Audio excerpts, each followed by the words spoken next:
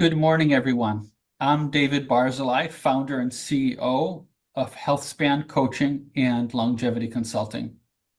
As a lifestyle medicine longevity physician, I help individuals and organizations apply best practices and evidence-based strategies to optimize health and longevity. First, let me express my gratitude and pleasure for being with you today. It's truly an honor to be invited to serve as a keynote speaker, especially alongside an Olympic gold medalist. And today, my goal is to provide you with an overview of the evolving landscape of preventative medicine and its role in longevity. We'll explore a few of the promising approaches and interventions currently available, focusing on how medical affairs professionals can play a pivotal role in advancing these strategies. We're currently experiencing one of the most dramatic demographic shifts in history. We're in the midst of a global aging phenomenon. By 2050, the percent of people over 60 will double. Between 2015 and 2050, the percentage of the world's population over 60 will nearly double from 12 to 22%. This translates to an increase of about 1 billion people, from 1 billion to 2 billion by 2050, who are over 65. And the dramatic shift is thanks to advances in medical technology, in particular public health, sanitation, and similar means. And that's a great thing. But as a result, we experience profound economic healthcare challenges that we need to be ready for. This figure on the left underscores the sharp trend in the aging population, particularly among those over 65. The trajectory is even steeper for the oldest old demographic. Countries like Japan and Italy are at the forefront of this demographic change. However, the rest of the world will soon face similar challenges as this trend accelerates globally. While increasing life expectancy is a remarkable achievement, it's creating a gray tsunami as people age with diseases like dementia, diabetes, heart conditions. Healthcare spending over 65 years old is on average 2 or 3 times higher than those under 65, and it's even sharper at older ages. In the US, the national health spending is projected to reach 19% by 2027, a trajectory that's economically unsustainable. Globally, aging is driving healthcare costs up significantly due to longer life expectancy, combined with more years spent in frailty and poor health. So as the population ages, we're seeing more strain on healthcare systems and social supports. We need effective interventions. As we can see here, the rise in healthcare expenditures is staggering, rising at an exponential trajectory with advanced biological age. Healthspan is a core concept here, and in longevity medicine, it focuses on extending not only lifespan, but health span too. We see on the left, we can extend lifespan, shifting the curve right by delaying the onset of disease. But without improving health, we merely prolong the period of sick span or time spent in poor health. On the right, we see this goal not only to extend lifespan, but also to compress sick span, increasing the years spent in good health. This is a true aim or holy grail of health span accompanying increased lifespan. The Geroscience hypothesis proposes that targeting biological causes of aging may delay multiple age-related diseases simultaneously. In other words, it might be a more promising approach to compressing rather than extending morbidity with potential life extension interventions, right? We don't want to extend our life only to spend all those extra years in very poor health. So as the population ages, disease-specific treatments may lose impact without addressing this underlying biological cause for the exponential rise in chronic disease and morbidity that we see as people approach advancing years. There are 12 hallmarks of aging. These are essentially, as we see on the left, it started with 9, now it's 12. It's a work in progress describing them, validating them. But the idea is the figure illustrates there are certain hallmarks of aging biologically that drive aging-associated diseases. A hallmark must naturally occur, appear with increased frequency or severity with age. If you worsen the hallmark, aging should be aggravated. On the other hand, if you improve it, you should slow aging-associated disease and morbidity. So this includes genomic instability, telomere attrition, mitochondrial dysfunction, autophagy, many others. By targeting these hallmarks, we aim to address the root causes rather than the individual disease. And by doing so, we could significantly extend health span and improve quality of life And based on that Geroscience hypothesis, we're not just addressing one condition, we're addressing multiple simultaneously through the common source being biologic aging. Current medicine and public health focused primarily on detecting and treating diseases individually, but this approach is limited. As I was saying, it's like a game of whack-a-mole. You're addressing one illness at a time, so another soon follows, which can be fatal with mortality or can be just reduced quality of life. In fact, there have been modeling exercises by Geroscience and others that even a cure for cancer would only extend our average lifespan by about 3 years or so. A geroprotector instead would reduce the risk of all aging-related diseases simultaneously so that even modest effects can significantly improve health outcomes. Healthcare savings alone could exceed 38 trillion per year with even a modest reduction in biologic aging. Laboratory studies provide compelling evidence that aging can be modulated across species. Cynthia Kenyon's landmark research in nematode worm C. elegans showed that mutating a single gene, DAF2, doubled the worm's lifespan. So Cynthia Kenyon and Tom Johnson and others find that there are these fundamental biological processes that are actually conserved between species through billions of years of evolution. So this insulin IGF-1 signaling pathway can also be found in humans too. There was another pathway closely related, the mTOR pathway, also which has shown life extension across a wide diversity of model organisms from yeast and now extending upwards to mammals. In 2009, the interventions testing program found that rapamycin administration, even as late as middle age, increased the lifespan by 9% in males and 14% in females. Subsequent studies found even greater lifespan extension at 20% and beyond. The conservation of these pathways suggests such interventions could be effective in humans. After all, mice as mammals are much closer to us than yeast are, and it was conserved across that whole pathway. While translating these findings is complex, they do provide us a hopeful foundation for future therapies. This slide shows survival curves from that landmark study. Essentially, we're seeing a shift right. And with it, when we study those mice in this case, we also see that there's a remarkable extension in facets of their health span. It's not just limited to, say, cancer alone, and it does reduce the risk of cancer, which is their primary cause of death. But you see other improvements to functional markers in their activity, tensile strength in their tendons of their tail, and so forth. So we're at an exciting period of innovation in longevity medicine, and this is the growing frontier in aging biotech. It's rapidly expanding. In 2020 alone. Over $2.5 billion was invested in longevity biotech startups. Companies like Unity Biotechnology are developing senolytic therapies, and Calico Life Sciences, affiliated with Alphabet or Google, is exploring fundamental aspects of aging. Health affairs professionals play a crucial role in advancing these innovations, designing and managing clinical trials, navigating complex regulatory environments, and educating healthcare providers and patients. Joan Manick, PI for a leading study that early on showed low-dose everolimus. It's a rapalog, so it's related to rapamycin. It showed enhanced immune function in elderly patients. There's been other work, some conflicting since then. My own interpretation, the endpoints need to be improved and the patient population better selected. But even there, we're seeing trends. The TAME trial, hoping to get funded. It's near Barzilai, no relation to myself, as PI. And he's investigating, or hopes to investigate, how metformin can delay age-related diseases. There are a ton of other approaches. Jim Kirkland has been pioneering SenNet. They've been looking at senolytics that target senescent cells to destroy them as one potential approach. I'm sure you've read the news about epigenetic reprogramming in model organisms. We're hoping to apply to humans. There are many other areas. While translational geroscience offers exciting potential, it's important to remember that we already have many validated tools. In fact, as we can see, adopting a variety of health habits can increase life expectancy by 23, 24 years for those who adapt all of them. That's really the pillar foundation.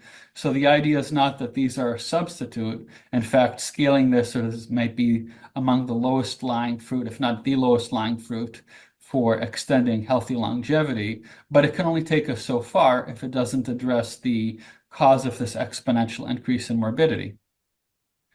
So I believe the future of healthcare lies in longevity medicine, an interdisciplinary field that integrates the latest advances in genomics, biotechnology, and preventive medicine to optimize both health span and lifespan. Unlike traditional medicine, which focuses on treating disease after it arises primarily, longevity medicine aims to delay or prevent its onset by addressing these mechanisms and through lifestyle medicine. The idea is to identify risk factors early, screen early, and potentially do some of these interventions we talked about it. So clinicians play a crucial bridge in incorporating best practices. I'm excited about some major initiatives here. One of them is a global national strategy for health longevity through the National Academy of Medicine, the Global Roadmap for Healthy Longevity. It set a goal to extend healthy life expectancy by 6 years by 2030. And you can see here they have an ambitious target, thought leadership and recommendations regarding cross-sector deployment. If you haven't seen it already, I recommend you search for it. They cover healthcare policy, urban policy, education, and the importance of collaboration. Another exciting initiative is the Hevolution Foundation. This incredible philanthropy committed up to $1 billion annually to accelerate progress in aging-related research, particularly underlying aging biology. They're responsible for think tanks, including the Global Healthspan Summit, and the X Prize is another exciting endeavor. The X Prize is incentivizing scientific breakthroughs, fostering collaboration, and training the next generation to translate research into practical life-extending interventions. These initiatives are driving accelerated funding, innovation, and progress in aging research and development. So looking ahead, building a health span society will require global collaboration across healthcare, policy, and research. To create a future where people can live longer, healthier lives, we must bridge the gap between biotech innovations and public health initiatives. This commitment to promoting both lifespan and healthspan will ensure the promise of longevity is realized for all. The Great Tsunami requires immediate reforms in healthcare. Compression of morbidity should be a central focus to ensure longer lives are also healthier. And we must invest in both aging biology research and efforts to bring these innovations to patients through clinical trials and translational medicine. As we conclude, I want to leave you with a call to action. Consider how we, as leaders in medical affairs, can harness the strategies discussed today to tackle the urgent challenges of aging. By merging preventative medicine, biotechnology, and public health efforts, we have the opportunity to create a future where health is not just preserved, but extended for life with better health. Prioritizing investment in geroscience research, scaling best practices in longevity medicine, from lifestyle medicine prevention to precision interventions to the forefront of emergence technologies will all be vital. We also have to cultivate this longevity medicine, physician workforce, and allied healthcare providers so that we can implement preventative strategies and deploy gerotherapeutics as they emerge. The potential of geroscience is revolutionary. It's offering us the chance to simultaneously tackle the underlying causes of chronic disease and transform healthcare as we know it.